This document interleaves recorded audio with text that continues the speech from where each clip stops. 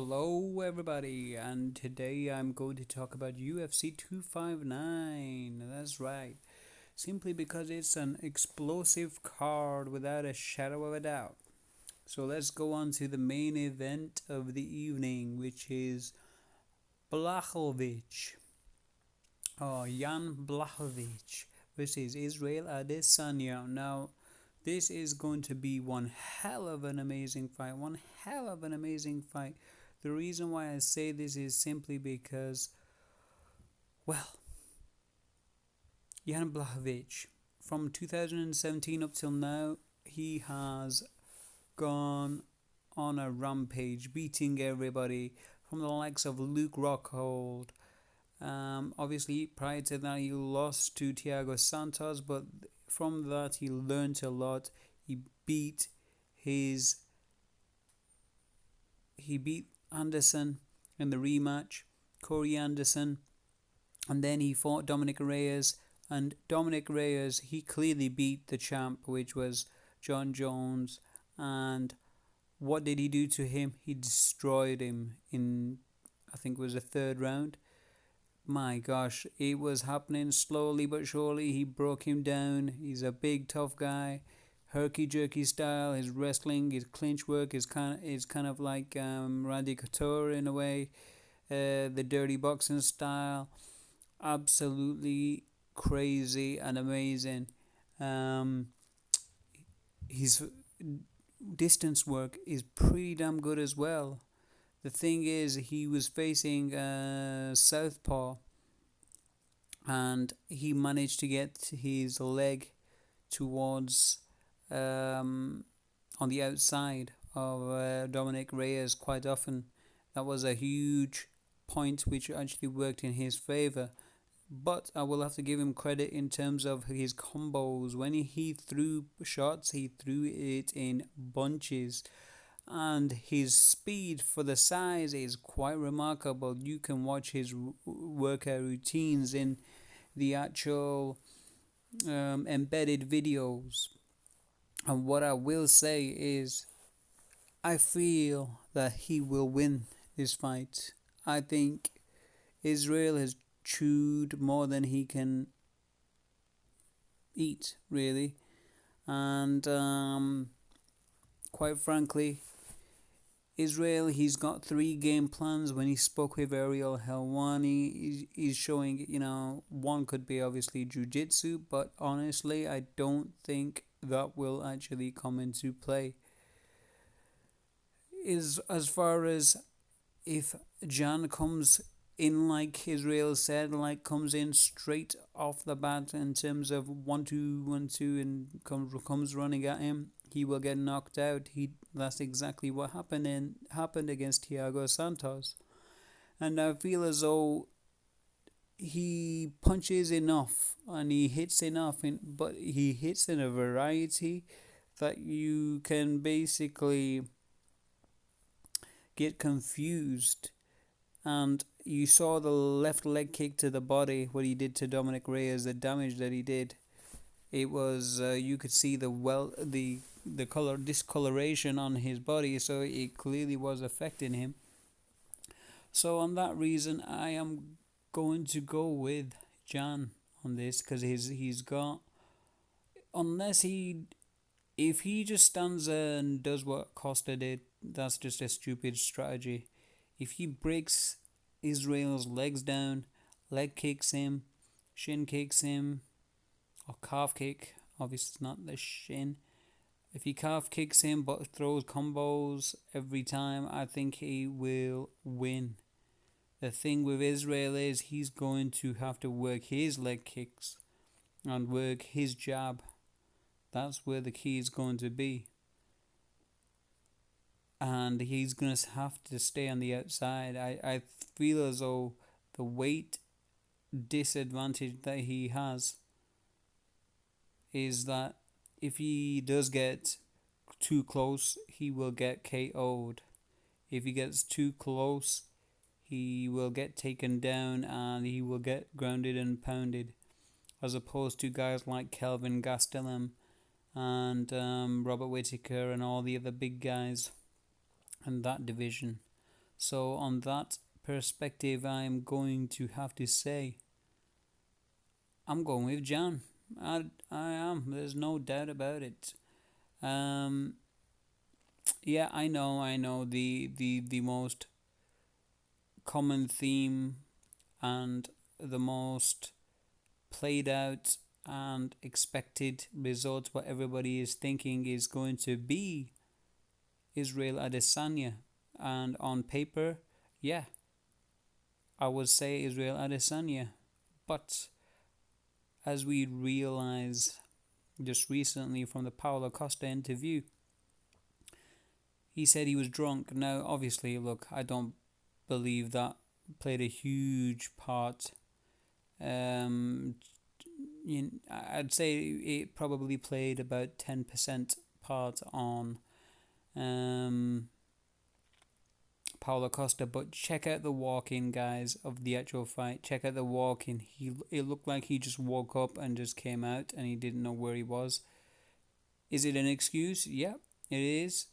So you can't really base his performance on that, because he even said when he was coming out in his statement that the game plan was to obviously stay on the outside, and that was just a stupid thing to do, especially with a person with a huge reach advantage. It just didn't make any sense whatsoever. So I think Jan is going to have to chop the wood down, then when he gets close enough, finish him off. That's the way to go, and I'm going to go with Jan Blachowicz.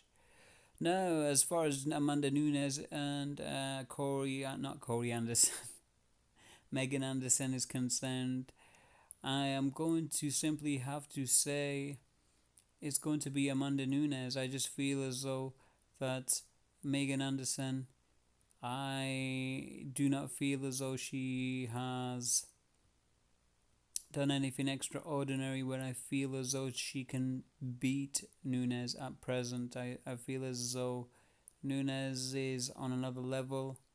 I feel maybe Megan, she needs a few more fights and then she may be able to get to the level. But at present, I haven't seen anything extraordinary for me to say that she is going to win. So, on that note, I will end it at there. Just say Nunes is going to win.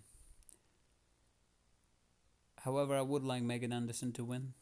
If that's what I would like her to win. Simply because you don't like to see a huge dominant champion all the time, but fair play. Now Jan versus Sterling, I just can't see it going any other way except for Peter Jan. I just can't see it going Sterling's way. I remember the fight that he had where he got kneed in the head, and I saw in the embedded, Peter Yan was basically throwing combos and then a flying knee. So he is basically going to time a flying knee. And what I've noticed about Sterling is when he's trying to take guys down, he makes an extension of his arms where everybody can see what he's going to do. Now, the thing is, people don't. It seems as though that when he does the takedown, it's so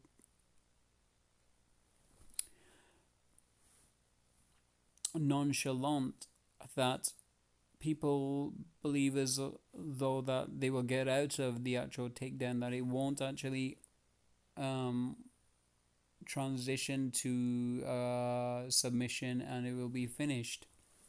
And I think that's where when you fought against Sandhagen, that's exactly what happened. He jumped on his back and then he just progressed off that. Now the thing is, will he be able to do that with Peter Yan? I don't think so, because you've got 5 rounds as well, and Peter Yan is just gonna stand the outside, combo in. He'll leg kick him, chop the wood, try and then if he comes in, flying knees him. Damn, from my perspective, Sterling has definitely not. Sterling has definitely not. Um, Sterling has definitely not um, improved in his striking. So therefore, I'm going to go with Peter Yan. Now, other fights on the card which are amazing, gonna be amazing to watch, is Islam Makhachev versus Dober. Now, I'm gonna have to say I'm gonna go with Makachev on this one simply because Khabib is promoting him to be the next best thing, and it's possible that that may happen.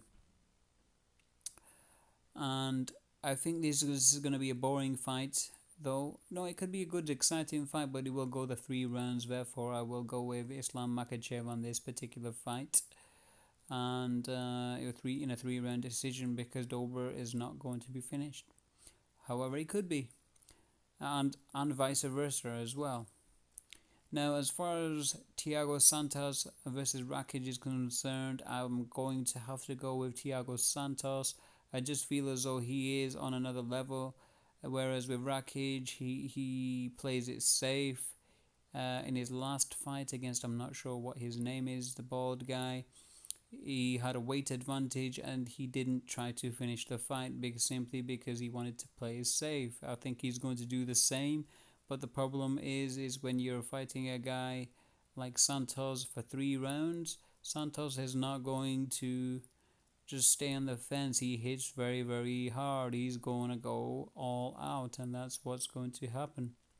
That is another problem with Thiago Santos. He does go all out, and therefore he does get injured quite a bit. I don't like to see that happen quite often, especially with his whole leg graft of his ACL injury that he has suffered. That was absolutely awful.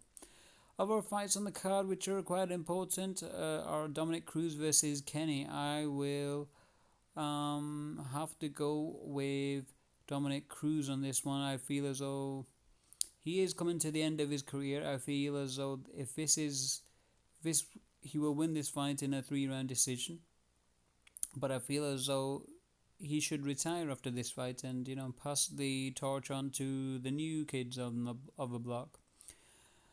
I can't believe Joseph Benavidez is fighting Askar Askarov. I just can't believe he's even back, especially after being annihilated by the 125 champ just recently, just getting KO'd and flattened out and choked out for the second time. The first time he got KO'd. My gosh. I am going to have to go with Askarov on this one. This is going to be an interesting fight for sure. Askarov is going to throw haymakers, etc. His wrestling's average and his striking is pretty good. He could finish it, but I don't think he will. He will go a decision, and it will be a victory for Askarov. Okay, so these are the main great fights on the card. It's gonna be an amazing fight night card to watch. I can't wait. I just feel as though Adesanya has chewed more than he can bargain for. I really do. Therefore, it's a shame the style bender is going to be bended, and it's going to be over. Okay, that's it from me. Now, please like, subscribe, and share. Thank you very much. Have a great day. Peace.